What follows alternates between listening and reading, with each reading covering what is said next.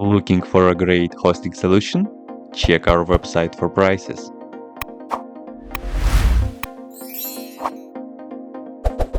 First, what you need to do is to update the server packages. You can do this by the following command.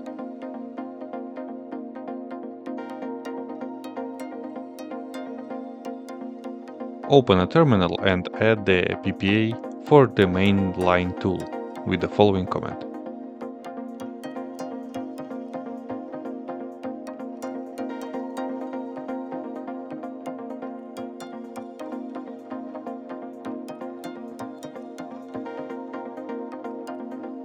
Update your package list to include the newly added PPA.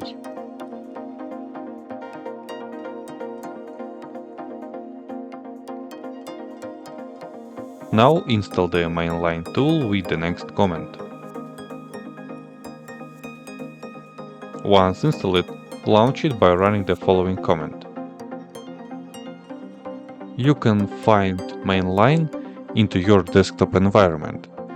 You need to find the next icon. Next, just launch MainLine and it will be running. That's it. If you have any question, please leave them in comments.